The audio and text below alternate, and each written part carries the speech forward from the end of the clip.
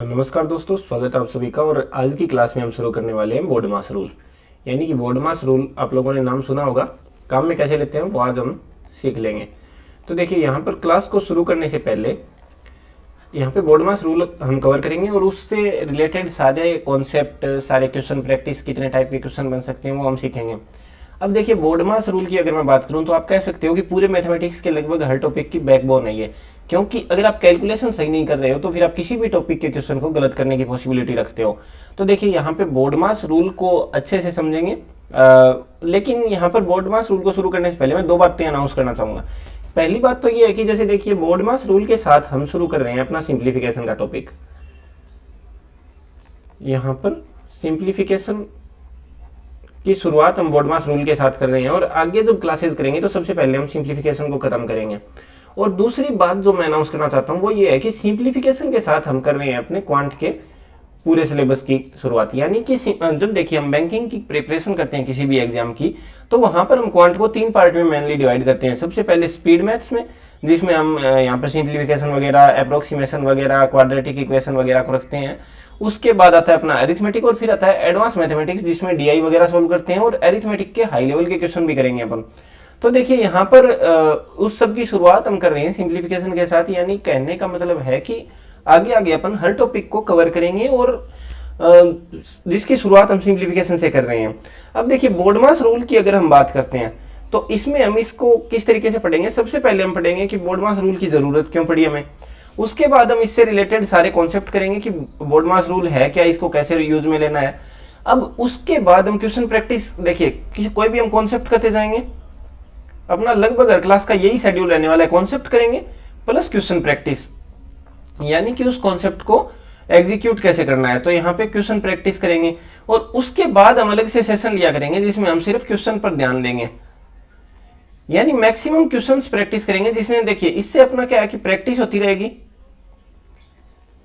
होती रहेगी, स्पीड बनती रहेगी और प्रैक्टिस होगी तो एक्यूरेसी भी आती रहेगी। और तीसरी चीज, कॉन्सेप्ट जो है उसकी क्लैरिटी बढ़ती रहेगी। तो इस तरीके से हम सबसे पहले, जैसे आज बोर्डमास रूल कर रहे हैं तो बोर्डमास रूल का कॉन्सेप्ट करेंगे, उससे रिलेटेड क्वेश्चन प्रैक्टिस साथ ही करते चलेंगे कि कोई भी कॉन्सेप्ट आया उसको कैसे एग्जीक्यूट करना है। और उसके बाद हम क्वेश्चन प्रैक्टिस के लिए अलग से सेशन लेते रहेंगे जिसमें मैक्सिमम क्वेश्चन प्रैक्टिस करेंगे। अब देखिए, सबसे पहले अगर बोर्डमास रूल की शुरुआत करते हैं तो यहां पर बोर्डमास रूल की जरूरत क्यों पड़ी।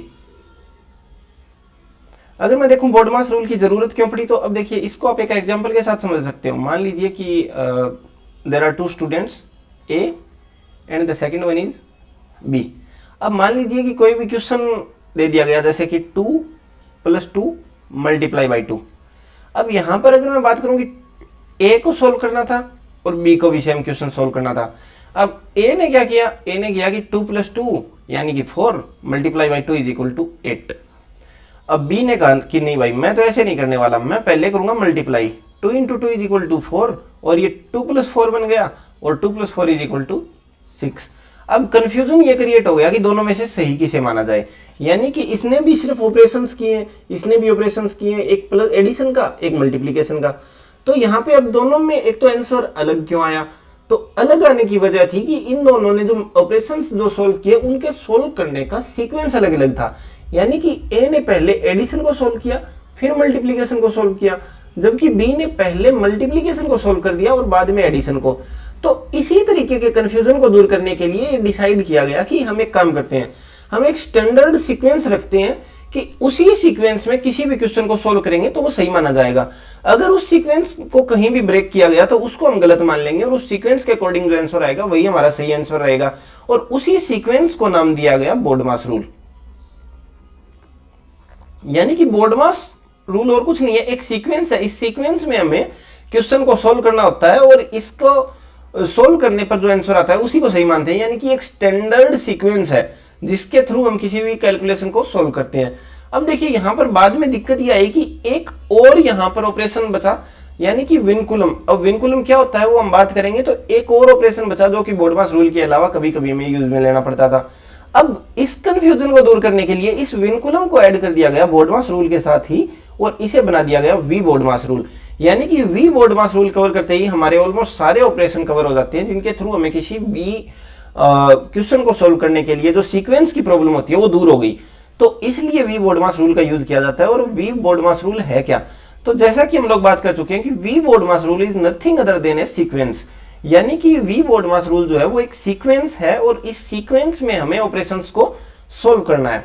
अब जैसे देखिए यहाँ पे वी बोडमास रूल दिया गया है, तो इस सीक्वेंस में हम सॉल्व करेंगे, यानी कि सबसे पहले वी कॉल करेंगे और ये जो नाम है VBODMAS ये रेफर करते हैं एक एक ऑपरेशंस को मैथमेटिक्स में। जैसे देखिए वी होता है, ये विनकुलम होता है, विनकुलम क्या होता है, कैसे सोल्व करते हैं समझेंगे। फिर बी आता है यानी कि ब्रैकेट्स आते हैं, फिर ओ यानी कि ऑर्डर या ऑफ आता है, फिर डी यानी कि डिवीजन आता है, एम यानी कि मल्टीप्लिकेशन आता है, ए यानी कि एडिशन एंड एस यानी कि सब्ट्रैक्शन। अब इनको इसी सीक्वेंस में सोल्व करेंगे, यानी कि सी इसको सोल्व करने का सीक्वेंस ये रहने वाला है। जैसे देखिए मैं आपको सिर्फ दो ऑपरेशंस के साथ समझा देता हूं। मान लीजिए कि दो ऑपरेशन है, एक मल्टीप्लिकेशन का एक एडिशन का। फिर वही क्वेश्चन आता है 2 + 2 × 2, यानी कि 2 + 2 × 2 और 2 + 2 × 2 ए और बी को दिए गए। अब देखिए इसमें अगर वी बोडमास रूल हम देखें तो वी बोडमास रूल में मल्टीप्लिकेशन और एडिशन सिर्फ दो ही देखेंगे अपन।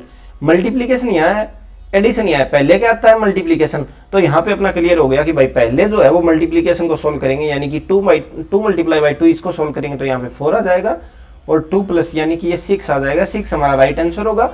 अगर हम पहले एडिशन को सोल्व करते हैं 2 + 2 = 4 × 2 = 8, तो ये हमारा रॉन्ग आंसर माना जाएगा। यानी कि सबसे पहले हम मल्टीप्लाई को हल करेंगे फिर एडिशन को सोल्व करेंगे, तो ये सीक्वेंस ने डिसाइड कर दिया कि सही आंसर क्या आएगा, नो कंफ्यूजन। तो इस तरीके से होता है। अब देखिए सबसे पहले हम समझेंगे विनकुलम को। तो विनकुलम क्या होता है? कई बार विनकुलम, कई बार आपको बार देखने को मिलेगा, इसको बार भी बोलते हैं, विनकुलम भी बोलते हैं। देखिए किसी भी नंबर के ऊपर आपको एक लाइन देखने को मिल सकती है ऐसे, जैसे मान लीजिए कि 2 + 4 के ऊपर ये लाइन आ गई। मान लीजिए कि 4 × 3 इसके ऊपर ये लाइन आ गई। तो ये लाइन जहां कहीं भी दिख जाएगी इसको हम विनकुलम मानेंगे और विनकुलम को किसी भी ऑपरेशन से पहले सोल्व करेंगे, बाकी क्वेश्चन में जो भी आ रहा हो। जैसे मान लीजिए कि हम एग्जांपल के साथ समझते हैं। जैसे मान लीजिए कि 2 × 2 और यहाँ पर 2 प्लस, सेम क्वेश्चन 2 + 2 × 2। सबसे पहले किसे सोल्व करेंगे? इन दोनों में से मल्टीप्लाई को सोल्व करेंगे। मल्टीप्लाई को सोल्व करेंगे यानी कि 2 × 2 = 4 + 2 6 सही आंसर माना जाएगा। लेकिन सेम क्वेश्चन 2 + 2 × 2 विनकुलम लगा दिया प्लस के ऊपर। अब इस क्वेश्चन को सोल्व करना है। अब हमें ये देखना है कि सबसे पहले देखिए इसमें हमने मल्टीप्लिकेशन को सोल्व क्यों किया था पहले, क्योंकि बोडमास रूल में एडिशन से पहले मल्टीप्लिकेशन आ रहा था। लेकिन यहाँ पर देखिए वी बोडमास रूल में सबसे पहले क्या आ रहा है, तो सबसे पहले विनकुलम आ रहा है, उसके बाद मल्टीप्लिकेशन आएगा कहीं जाके। तो विनकुलम को सबसे पहले सोल्व करेंगे, चाहे यहाँ पर ऑपरेशन कुछ भी दिया गया हो। तो यहाँ पे 2 + 2 = 4 × 2 = 8 हमारा राइट आंसर हो जाएगा, अगर यहाँ पर विनकुलम दिया गया है। तो यानी कि मतलब मैं उम्मीद कर रहा हूँ आप लोग समझ रहे होंगे कि विनकुलम जो है वो किसी भी ऑपरेशन से पहले सोल्व किया जाएगा, क्योंकि ये वी बोडमास रूल में सबसे पहले आता है। जैसे देखिए यहाँ पे दो क्वेश्चन दिए गए हैं, क्वेश्चन के साथ समझते चलेंगे और उसके बाद सिर्फ क्वेश्चन प्रैक्टिस के लिए अलग से सेशन किया करेंगे। यहाँ पर देखिए -5 - 8 = -13 होता है, हमें पता है। लेकिन अगर लगा दिया 5 - 8 पर विनकुलम, इस माइनस को रख दिया गया बाहर और 5 - 8 पर विनकुलम लगा दिया। अब यहाँ पर 5 - 8 को विनकुलम लगाया है, तो सबसे पहले इस माइनस को छोड़ देंगे और विनकुलम को सोल्व करेंगे, यानी कि यहाँ पर आएगा -3 इफ वी सब्ट्रैक्ट 8 फ्रॉम 5, यानी कि 5 में से 8 जब हम घटाएंगे तो यहाँ पर -3 आएगा और ये वाला माइनस बाहर है। अब इसको सोल्व करेंगे तो यहाँ पे +3 आ जाएगा, जो कि हमारा सही आंसर माना जाएगा अगर यहाँ पर विनकुलम दिया गया है। तो इस तरीके से मैं बताना ये चाह रहा हूँ कि विनकुलम को सबसे पहले सोल्व किया जाएगा। जैसे देखिए मान लीजिए कि 2 + 4 × 2 इसको सोल्व करेंगे तो सेम क्वेश्चन, सिर्फ नंबर चेंज हुआ एक। तो सबसे पहले मल्टीप्लाई को सोल्व करेंगे तो 4 × 2 = 8, 8 में 2 ऐड करेंगे तो यहाँ पर 10 आ जाएगा। लेकिन अगर यहाँ पर दे दिया गया विनकुलम 2 + 4 = 6 × 2 = 12, यानी कि इस तरीके से हम विनकुलम को सबसे पहले सोल्व करेंगे। तो आई होप कि आपको समझ आया होगा कि विनकुलम कहीं भी दिख जाए तो सबसे पहले उसे सोल्व करेंगे। अब देखिए विनकुलम के बाद फिर वही VBODMAS यही हमारा सीक्वेंस रहेगा। तो विनकुलम को सोल्व करेंगे, उसके बाद देखेंगे कहीं ब्रैकेट है क्या। तो विनकुलम के बाद ब्रैकेट को सोल्व किया जाएगा। जैसे देखिए यहाँ पर क्वेश्चन दिया गया है, तो सबसे पहले हम देखेंगे विनकुलम है, हाँ है, तो सबसे पहले इसे सोल्व कर देंगे। 3 multiply by 1 is equal to 3 आ जाएगा। अब यहाँ पर देखेंगे क्या विनकुलम हो गया और विनकुलम नहीं दिख रहा, क्या ब्रैकेट है? तो हाँ ब्रैकेट है। तो अब करेंगे ब्रैकेट को सोल्व। तो यहाँ पर ब्रैकेट को सोल्व करेंगे तो ये आ जाएगा 4 माइनस 3 इज इक्वल टू 1। और फिर देखिए फिर बाकी क्वेश्चन को सोल्व कर देंगे। 2 को 1 से मल्टीप्लाई करेंगे तो यहाँ पर आ जाएगा अपना 2 और बाकी क्वेश्चन सेम 2 मल्टीप्लाई बाई 5 और इधर प्लस 6 माइनस 3।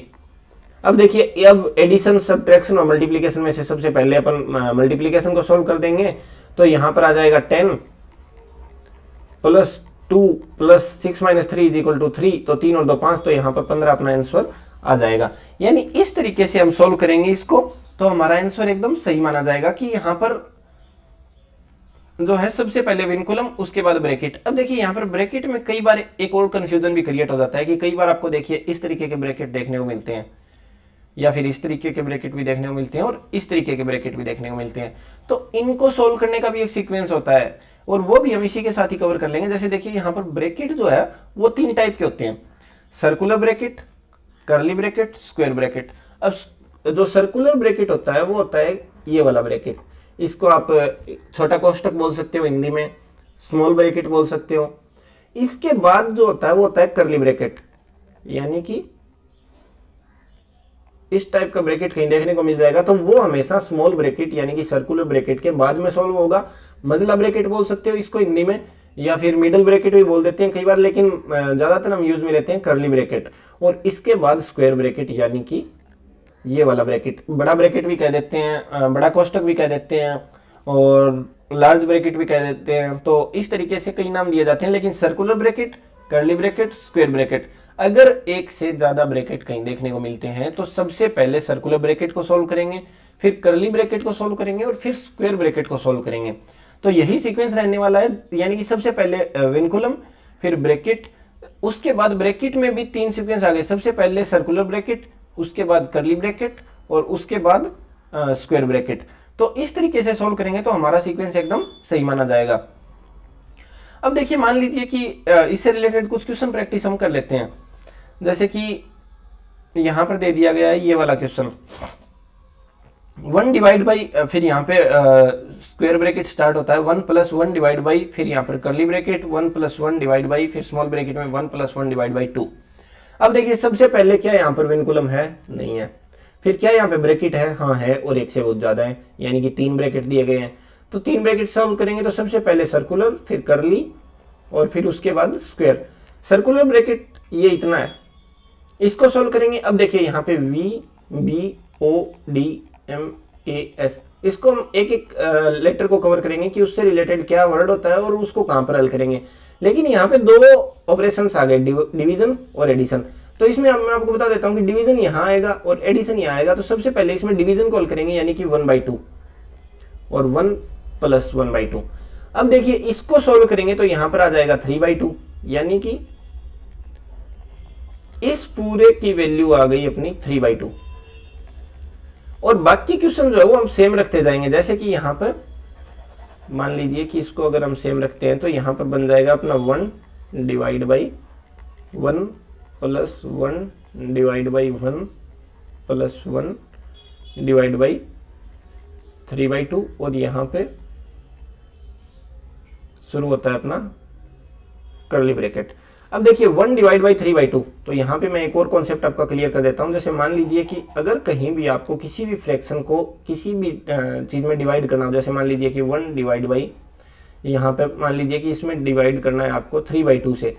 अगर आप इस डिवाइड को मल्टीप्लीकेशन में चेंज कर देते हो, जैसे 1 मल्टीप्लाई विद, अब अगर इसको आप मल्टीप्लीकेशन में चेंज कर देते हो, जो फ्रैक्शन होती है वो पलट जाती है, यानी कि यहाँ पर 2/3 बन जाएगा और इसका आंसर आ जाएगा 2/3। यानी किसी भी नंबर को, जैसे मान लीजिए इसको 1 में आप अगर भाग देते हो तो ये फ्रैक्शन पलट जाएगी डायरेक्ट। जैसे 1 divide by 3/2 is equal to आप 2/3 लिख सकते हो डायरेक्ट, क्योंकि इसको मल्टीप्लीकेशन में करेंगे तो ये पलट जाएगी। इसका नोमिनेटर जो है वो नीचे आ जाएगा और डिनोमिनेटर जो है वो ऊपर आ जाएगा। तो इस तरीके से हम एक इसको सीख सकते हैं। जैसे 1 डिवाइड बाई 3/2 है तो इसको अपन 2/3 लिख सकते हैं। 1 प्लस 2/3 इज इक्वल टू यहाँ पर 5/3 बन जाएगा, यानी कि इस पूरे ब्रैकेट की वैल्यू आ गई 5/3। अब यहाँ पे 1 divide by 1 plus 1 divide by 5/3, और 1 डिवाइड बाई 5/3 अगर मैं करूं तो इसको अपन 3/5 लिख सकते हैं, क्योंकि इस भिन्न को फ्रैक्शन को अपन पलट सकते हैं जब यहाँ पर एक में डिवाइड किया जाएगा। अब यहाँ पे 1 प्लस 3/5 जो है इसका जो इसकी वैल्यू आ जाएगी वो आ जाएगी 8/5, और यहाँ पे 1 डिवाइड बाई अपना चल रहा है, और जब इसको सोल्व कर लेंगे तो 5/8 अपना आंसर आ जाएगा। अब देखिए आपको यहाँ पे जब आप रियल एग्जाम में इसको सोल्व कर रहे हो, जब रियल एग्जाम में आप सोल्व कर रहे हो तो आपको इतना कुछ लिखने की जरूरत है नहीं कि आप एक एक स्टेप को लिख के करो। आप डायरेक्ट इस तरीके से भी सोल्व कर सकते हो कि 1 डिवाइड यहाँ पर आ जाएगा 1 divide by 2 1/2, 1 plus 1/2 is equal to 3/2। आपको माइंड में कैलकुलेशन करनी है। अब एक में डिवाइड करेंगे 3/2 से तो वो पलट जाएगा, यानी 2/3, 1 प्लस 2/3 इज इक्वल टू 5/3। जब इसको पलट देंगे तो 3/5 आ जाएगा, और यहाँ पे 1 प्लस 3/5 इज इक्वल टू 8/5, और 1 divide by 8/5 is equal to 5/8 अपना आंसर आ गया। तो इस तरीके से आपको लिखने पर मैक्सिमम यहाँ पर मिनिमम आपको ध्यान देना है, और जब एक लेवल के बाद आपकी स्पीड बन जाएगी तो आप बिना लिखे भी ये सब कैलकुलेशन करने लगोगे। जैसे देखिए मान लीजिए कि हमने V सीख लिया, B सीख लिया, B के तीनों टाइप सीख लिए, सर्कुलर, कर्ली और स्क्वायर। इसके बाद आता है O।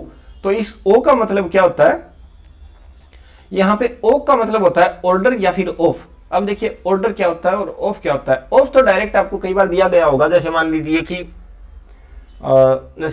कि 25% ऑफ 200, ये ऑफ हो गया, या फिर 3 ऑफ 4, इस तरीके से भी आपको ऑफ दिया जा सकता है। 3 ऑफ 4 का मतलब होता है कि 12, इसको मल्टीप्लाई करते हैं अपन, लेकिन मल्टीप्लाई की जगह इसको सोल्व नहीं करेंगे बोर्ड मास में, इसको सोल्व ऑफ की जगह ही करेंगे, यानी कि ब्रैकेट के बाद सोल्व करेंगे अगर ऑफ दिया गया है। इसके अलावा कई बार आपको ऐसे देखने को मिल सकता है, जैसे मान लीजिए कि 2 प्लस 4 और यहाँ पे मल्टीप्लाई बाई 2 प्लस 1। अब यहाँ पे कई बार आपको स्कूल में या कॉलेज में ये सिखाया जाता है कि जहाँ पे कोई साइन नहीं दिख रहा हो वहां पे हमेशा मल्टीप्लीकेशन होता है, यानी कि यहाँ पे मल्टीप्लीकेशन आपको दिया जाता है, यानी मल्टीप्लीकेशन की जगह इसको अपन सोल्व करेंगे। लेकिन जब कोई भी साइन नहीं दिख रहा होता है तो वहां मल्टीप्लीकेशन नहीं होता, बल्कि वहां पर होता है ऑफ, और उसको सोल्व करते हैं। ऑफ का मतलब होता है कि मल्टीप्लाई करना, लेकिन जब कोई भी साइन नहीं दिया रखा होता तो वहां पर हम मल्टीप्लीकेशन ना मान के ऑफ मानेंगे, और वी बोर्ड मास रूल में सीक्वेंस में उसको ऑफ की जगह सोल्व करेंगे। क्योंकि देखिए अगर आपने स्कूल में या कॉलेज में 11th 12th में मैथमेटिक्स पढ़ा है तो आपने इस तरीके के कुछ यहाँ पर देखे होंगे कि fx या फिर gx, तो यहाँ पर इसको अपन f ऑफ x पढ़ते थे, g ऑफ x पढ़ते थे, इसके बाद हम फोक सोल्व करते थे। अब देखिए f of x g of x वही है ये 4 ऑफ 2 प्लस 1, यानी कि 2 प्लस 1 और 4 के बीच कोई साइन नहीं दिख रहा है, तो यहाँ पर मल्टीप्लीकेशन ना मान के हम यहाँ पर मानेंगे ऑफ, और ऑफ की जगह सोल्व करेंगे। इससे रिलेटेड कई बार क्वेश्चन गलत हो जाते हैं। दूसरा ऑर्डर की मैं अगर बात करूं तो ऑर्डर का मतलब होता है कोई भी पावर दी गई हो, 2 की पावर 2 ऑफ ओ की जगह सोल्व करेंगे, ओ के सीक्वेंस में आएगा, 2 की पावर 4, 3 की पावर 2। एक और अगर कहीं अंडर रूट में कोई पावर आ जाती है, जैसे मान लीजिए कि 25 रूट, तो इसको हमेशा ओ की जगह ही सोल्व करेंगे, यानी कि इसको ऑर्डर ही समझेंगे, क्योंकि ये भी एक पावर ही होती है 25 की पावर 1/2। तो इस तरीके से ऑर्डर या ऑफ को हम सोल्व करेंगे। जैसे मान लीजिए क्वेश्चन अपन कुछ देख लेते हैं, जैसे मान लीजिए एक क्वेश्चन आ गया 25% ऑफ 400 और डिवाइड बाई यहाँ पे मान लीजिए कि 5 × 2। अब देखिए सबसे पहले इन दोनों का कन्फ्यूजन मैं दूर कर देता हूँ। वी बोर्ड मास रूल हम करेंगे तो यहाँ पर डिवीजन आएगा, यहाँ पे मल्टीप्लीकेशन, यानी पहले इसको सोल्व करेंगे फिर इसको सोल्व करेंगे। लेकिन उससे पहले ओ आ रहा है तो ऑफ आ रहा है, ऑफ यहाँ पर आ रहा है तो यहाँ पर 25% ऑफ 400 करेंगे, तो 25% ऑफ 400 यानी कि 100 आ जाएगा। डिवाइड बाई 5 करेंगे तो यहाँ पे 20 आ जाएगा, और मल्टीप्लाई बाई 2 करेंगे is equal to 40 will be our right answer. तो इस तरीके से हम वी बोर्ड मास रूल के थ्रू ऑर्डर या फिर ऑफ को सीक्वेंस में रखेंगे ब्रैकेट के बाद और डिवीजन से पहले। जैसे मान लीजिए कि यहाँ पे 2 क्वेश्चन दिए गए हैं, तो यहाँ पे 20 डिवाइड बाई 5 और ब्रैकेट में दे दिया 2 + 2, 20 डिवाइड बाई 5 ब्रैकेट में दे दिया 2 + 2, लेकिन चेंज क्या कर दिया, यहाँ पे साइन दे दिया मल्टीप्लीकेशन का, यहाँ पर साइन नहीं दिया।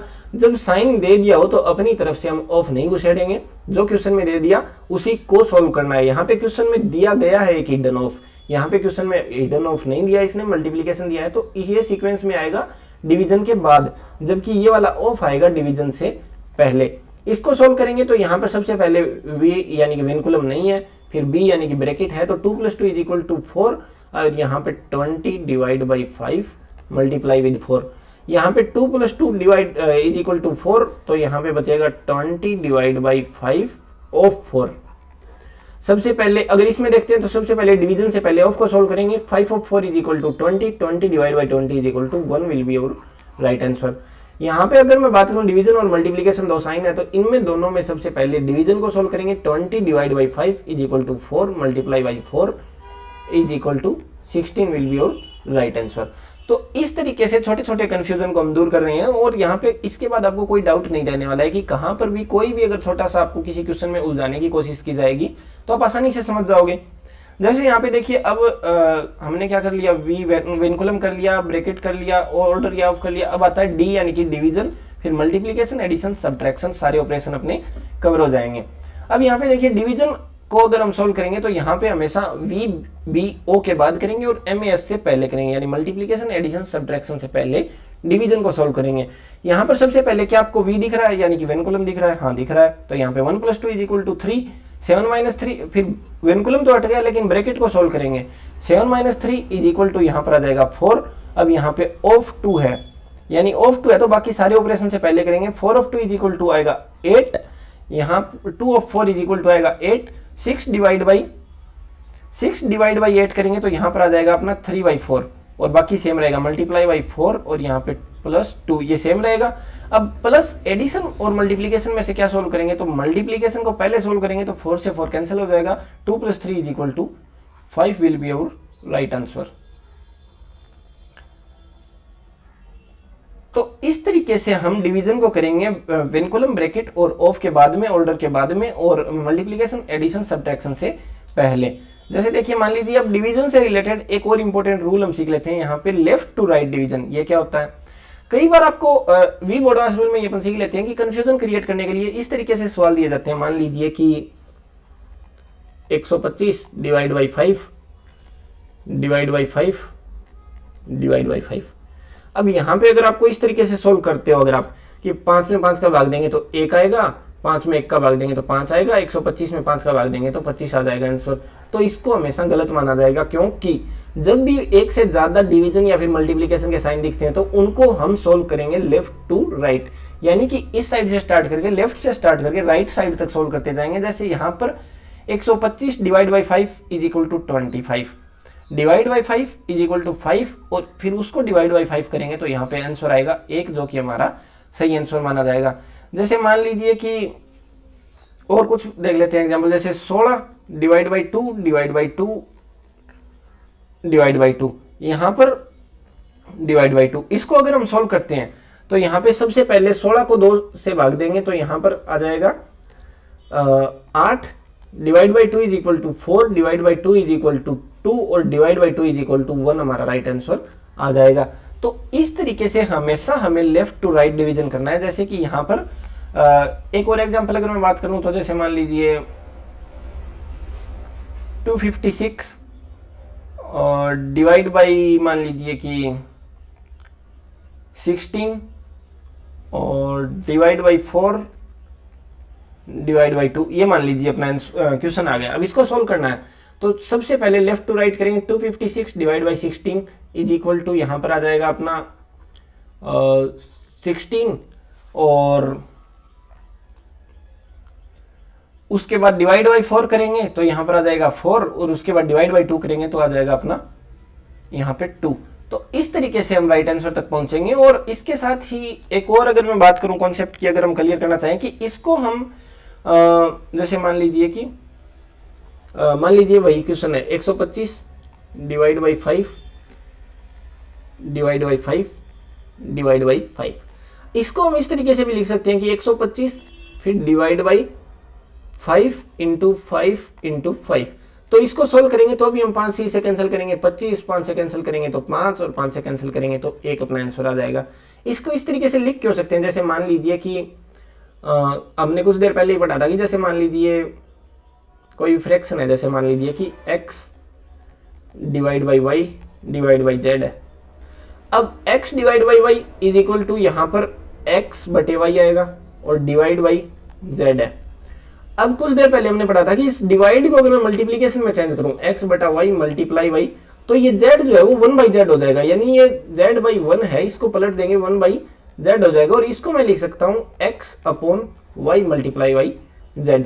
अगर इसके बाद कुछ और होता, जैसे a होता, तो यहाँ पे इसको मल्टीप्लाई बाई 1 बाई ए हो जाता, तो यहाँ पे मल्टीप्लाई विद a ये निकल जाता। तो इस तरीके से हम इसको सॉल्व करते हैं। तो सब जो बाकी मल्टीप्लिकेशन में पहले नंबर को छोड़ के जो भी नंबर होते हैं यहाँ पे डिवाइड में, उनको हम यहाँ पे बटे में करते हैं, तो एक साथ मल्टीप्लाई करके लिख सकते हैं। अब देखिए डिवीजन के बाद जो आता है वो मल्टीप्लिकेशन। अब एकदम ये जो चार ऑपरेशन है, डिवीजन, मल्टीप्लिकेशन, एडिशन और सब्ट्रैक्शन, ये एकदम इजी रहते हैं, इनको सोल्व करना कुछ ज्यादा वो नहीं रहता है। इनका हम सबसे पहले भाग को हल करेंगे, फिर मल्टीप्लिकेशन, फिर एडिशन, फिर सब्ट्रैक्शन। यहाँ पे मल्टीप्लिकेशन का आप ऐसे समझ सकते हो कि 2 + 2 मल्टीप्लाई बाई 8 डिवाइड बाई 4, ये क्वेश्चन आ गया। तो यहाँ पर सबसे पहले v वेनकुलम नहीं है, ब्रैकेट नहीं है, ओ या ऑर्डर या ऑफ नहीं है, फिर डिवीजन है तो हाँ है, 8 में 4 का भाग देंगे तो 2 आ जाएगा, फिर मल्टीप्लिकेशन है तो हाँ है, यहाँ पे 2 मल्टीप्लाई बाई 2 करेंगे तो इज इक्वल टू 4 आ जाएगा, फिर यहाँ पे एडिशन है, हाँ है, 2 + 4 इज इक्वल टू 6 हमारा सही आंसर हो जाएगा। इस तरीके से हम करते हैं। उसके बाद एडिशन सब्ट्रैक्शन आते हैं। अब इनको एक साथ क्यों रखा है, आप इनको कह सकते हो कि इनको सोल्व करने में जरूरी नहीं है हम पहले एडिशन को सोल्व करें, सब्ट्रैक्शन को सोल्व करें। जैसे मान लीजिए विद एग्जांपल समझते हैं, जैसे 2 + 2 - 1। अब इसको मैं अगर पहले एडिशन को सोल्व करता हूं, 2 + 2 is equal to 4 - 1 is equal to 3। पहले मैं अगर सब्ट्रैक्शन करता हूं, 2 - 1 is equal to 1, 2 + 1 is equal to 3। Answer same ही आने वाला है, चाहे आप पहले एडिशन को सोल्व कर दो चाहे सब्ट्रैक्शन को सोल्व कर दो, कोई फर्क नहीं पड़ेगा।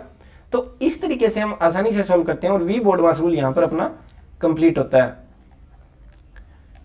वी बोर्डमास यानी कि सबसे पहले वेनकुलम, फिर ब्रैकेट, फिर ऑर्डर या ऑफ, फिर डिवीजन, फिर मल्टीप्लिकेशन और एडिशन और सब्ट्रैक्शन। आप ऐसे कह सकते हो कि ये दोनों भाई भाई हैं, इनको आप कभी भी पहले एडिशन सब्ट्रैक्शन किसी को भी सोल्व कर दो, कोई फर्क नहीं पड़ने वाला। तो इस तरीके से हमने पूरा वी बोर्डमास रूल समझ लिया और अब इससे रिलेटेड कुछ एक अपन क्वेश्चन करेंगे, उसके बाद अपनी क्लास खत्म हो जाएगी।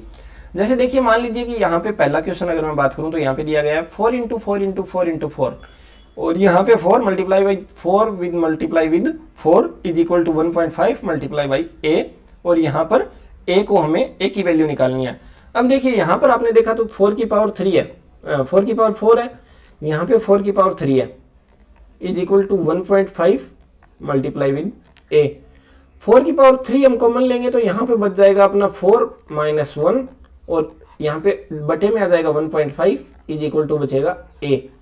4 - 1 इज इक्वल टू 3 आ जाएगा और 1.5 को अब अगर अपन इससे कैंसिल करेंगे तो यहाँ पे 2 आएगा। 4 की पावर 3 इज इक्वल टू होता है यहाँ पे 64 multiply with 2 is equal to 128 अपना सही आंसर आ जाएगा। अब इन सबको आपको इतना लिखने की जरूरत होती नहीं है, जब आप रियल एग्जाम में करेंगे, जैसे हम आगे आगे प्रैक्टिस करेंगे तो सीखेंगे कैसे हम इसको दिमाग में कर सकते हैं और बिना इतना लिखे हमारा आंसर आएगा सेकेंडों में। जैसे देखिए मान लीजिए कि 625, अब देखिए वही है, क्या यहाँ पे विनकुलम नहीं दिख रहा, ब्रैकेट भी नहीं दिख रहा, ऑर्डर या ऑफ या हाँ ओ दिख रहा है, यानी कि 2 of 10 इज इक्वल टू 20। बाकी क्वेश्चन सेम रहेगा, यहाँ पे मल्टीप्लिकेशन का साइन और इधर डिवीजन है। मल्टीप्लिकेशन और डिवीजन में से पहले डिवीजन को सोल्व करेंगे और डिवीजन को सोल्व करेंगे तो इसको लेफ्ट टू राइट सोल्व करेंगे। 625 में 5 का भाग देंगे तो आएगा 125, इसमें 5 का भाग देंगे तो आएगा 25, इसमें 5 का भाग देंगे तो आएगा 5 और इसमें 5 का भाग देंगे तो यहाँ पर आएगा 1 और 1 को मल्टीप्लाई करेंगे 20 के साथ तो 20 हमारा आंसर आ जाएगा। जैसे मान लीजिए अगला क्वेश्चन दिया गया, क्या विनकुलम दिख रहा है, हाँ विनकुलम दिख रहा है, तो 6 - 4 इज इक्वल टू यहाँ पे 2, फिर यहाँ पे ब्रैकेट दिख रहा है, हाँ ब्रैकेट को सोल्व करेंगे तो 15, यहाँ पे 15 को 2 से मल्टीप्लाई करेंगे तो आ जाएगा 30, यानी ब्रैकेट की वैल्यू 30 आ गई। फिर यहाँ पे ओ दिख रहा है, हाँ ओ दिख रहा है, 6 of 10 इज इक्वल टू 60, यहाँ पे 60 हो गया। बाकी क्वेश्चन को सेम रखेंगे। अब देखिए मल्टीप्लिकेशन बचा है, एडिशन सब्ट्रैक्शन और यहाँ पे एडिशन सब्ट्रैक्शन। तो सबसे पहले मल्टीप्लिकेशन को सोल्व करेंगे, 10 multiply by 2 is equal to 20 और प्लस 45 - 5 एज इट इज, इसको रख लेंगे। अब देखिए एडिशन और सब्ट्रैक्शन ही बचा है, पहले कुछ भी हल कर लो, कोई फर्क नहीं पड़ने वाला। 45 - 5 यहाँ पर 40 आ जाएगा, 40 और 20 60 आ जाएगा, 60 में से 30 घटाएंगे तो यहाँ पे 30 आ जाएगा और 30 + 60 इज इक्वल टू 90 हमारा सही आंसर हो जाएगा। जैसे देखिए मान लीजिए कि नेक्स्ट क्वेश्चन पे आते हैं। सबसे पहले विनकुलम हाँ है तो 7 - 4 = 3। अब विनकुलम हट गया, ब्रैकेट को सोल्व करेंगे तो ब्रैकेट में भी 2-3 ऑपरेशन आ रहे हैं। सबसे पहले विनकुलम और नहीं है, ब्रैकेट दूसरा नहीं है, फिर यहाँ पे ओ या ऑर्डर या फिर ऑफ है तो 25% of 100 = 25 multiply by 21 divide by 3। अब देखिए सब इसमें से सबसे पहले डिवीजन को सोल्व करेंगे, यहाँ पर 7 आएगा, 25 को 7 से मल्टीप्लाई करेंगे तो पूरे ब्रैकेट की वैल्यू हमारी आ जाएगी 175। यहाँ पे +7, यहाँ पे ये डिवाइड 5, यहाँ पे ये डिवाइड करना और 245। अब बचा डिवीजन और एडिशन, तो सबसे पहले डिवीजन को सोल्व करेंगे, लेफ्ट टू राइट सोल्व करेंगे तो यहाँ पे 245 में 5 का भाग देंगे तो यहाँ पे आएगा 4 और 9, डिवाइड बाई 7 करेंगे तो यहाँ पर आ जाएगा 7 + 175 = 182। तो इस तरीके से हम आसानी से सोल्व कर सकते हैं। थोड़ा आपको हो सकता है स्टार्टिंग में टाइम लगे या फिर शायद आपकी प्रैक्टिस जैसे जैसे करोगे तो स्पीड बनती जाएगी। और देखिए क्वेश्चंस अगर आप कर रहे हो तो आप क्वेश्चन करें, वीडियो रोकें, क्वेश्चन करें, फिर उसका सॉल्यूशन देखें। इससे आपको कोई भी क्लास अगर कर रहे हो तो ऐसे ही करना, पहले आप जब कोई क्वेश्चन आए तो उसमें आप, क्योंकि आपने थोड़ा बहुत तो पढ़ा ही होगा, थोड़ी बहुत तैयारी कभी की होगी, तो इससे आपको एक तो ये पता लगेगा कि आप कहाँ पर गलती कर रहे हो। दूसरा आपको ये पता लग जाएगा कि वो गलती क्यों नहीं करनी, वो आपके दिमाग में बैठ जाएगा जब आप उसको दोबारा रिपीट करके सॉल्यूशन देखोगे। और बाद में आपको वो सारे कंफ्यूजन भी क्रिएट हो जाएंगे जिनकी वजह से आप वो गलती कर रहे हो। तो इस तरीके से करना आई थिंक कि सही रहेगा। आप कोई भी क्वेश्चन आता है तो उसे पॉज करें, फिर वहां पर उसको सोल्व करें खुद, और फिर उसके बाद उसका आंसर आप देखें कि क्या वही निकल रहा है, सही है या गलत है। अगर गलत है तो क्यों है और उसको सही कैसे करेंगे। तो यहाँ पे जैसे देखिए मान लीजिए कि यहाँ पर मुझे लग रहा है कि आपको सही से समझ में आ गया होगा। अगर कोई डाउट हो तो आप कमेंट सेक्शन में बता सकते हो कि कहाँ पर किस ऑपरेशन को सोल्व करने में या फिर किस स्टेप में आपको कोई डाउट आया है। अब जैसे देखिए अगर आपको सही से समझ में आ गया है तो यहाँ पे आप होमवर्क में एक ट्राई कर सकते हो। मान लीजिए कि आपको एक ऐसी इक्वेशन क्रिएट करनी है, आपको एक ऐसा क्वेश्चन क्रिएट करना है जिसका आंसर 20 आ रहा हो। आप अलग अलग क्वेश्चन क्रिएट करना अपने हिसाब से और उसको कमेंट बॉक्स में बताना जिसका आंसर फाइनल सारे ऑपरेशन सोल्व करने के बाद 20 आना चाहिए। यानी कि आपको एक ऐसा क्वेश्चन क्रिएट करना है जिसका आंसर 20 आएगा। आप सारे ट्राई करें। और उसके अलावा अगर आप सॉल्व करना चाहते हैं प्रैक्टिस के लिए तो यहाँ पर कुछ एक क्वेश्चन दिए गए हैं, जैसे 1 2 3 4 5 6 7 8 क्वेश्चन यहाँ पे दिए गए हैं। आप 8 क्वेश्चन को सॉल्व करें और कहीं पर भी कोई डाउट आए तो आप कमेंट सेक्शन में बता देना, हम उसको सॉल्व कर लेंगे जब क्वेश्चन प्रैक्टिस वाले सेशन लगाया करेंगे। तो इस क्लास में इतना ही। और सिंप्लीफिकेशन की शुरुआत हमारी पहली क्लास से हो चुकी है। इसके बाद दूसरी क्लास फिर हम धीरे धीरे सिंप्लीफिकेशन को खत्म करेंगे, उसके बाद और टॉपिक पर आएंगे और पूरे क्वांट के सिलेबस को अपन कवर करेंगे। तो इस क्लास में इतना ही, मिलते हैं फिर अगली क्लास में।